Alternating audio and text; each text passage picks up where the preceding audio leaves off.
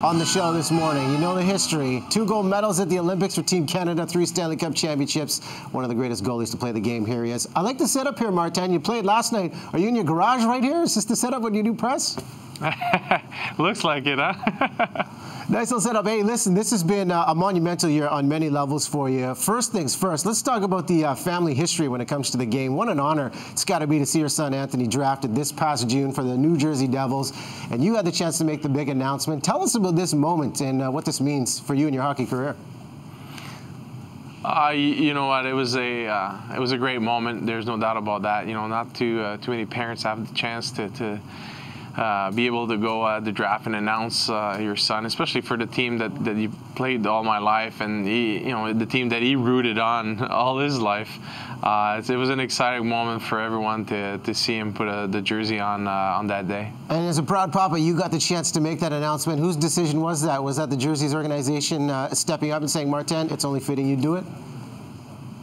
Yeah, exactly. Our general manager just kind of called me up. I was sitting with him in the stands, and he goes, I'd like to see you downstairs. And he says, well, we're going to pick Anthony in the 7th round, so I would like you to announce his name. You want to do it? I was like, yeah, sure. I was kind of a little nervous about it, you know, but it was a great moment. And there it is. We're looking at it on screen right now. Mentorship's such a big part of the game. A lot of hockey parents watching this interview and can learn from, what you've been able to achieve, and obviously the lessons you have to instill on your son.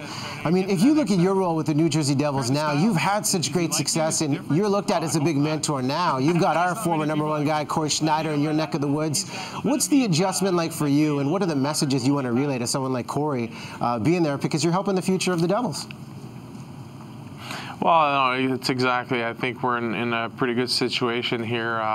It's been a good relationship so far.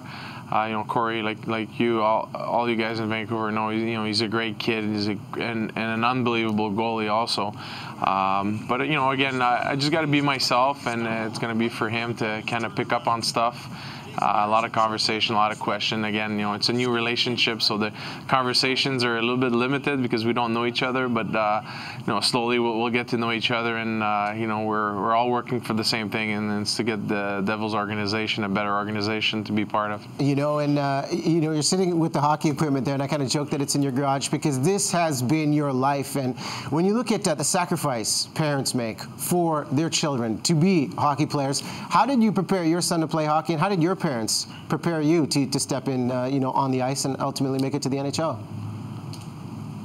Well, I think it all starts with, with early mornings, wake-up call, driving to the rink. Again, I'm kind of hanging out here with the Goodyear people, and in this thing here, try to educate the drivers and the importance of the superior performance winter tire to make sure everybody that wakes up early and drive their kids and commit themselves to hockey, that they arrive safely.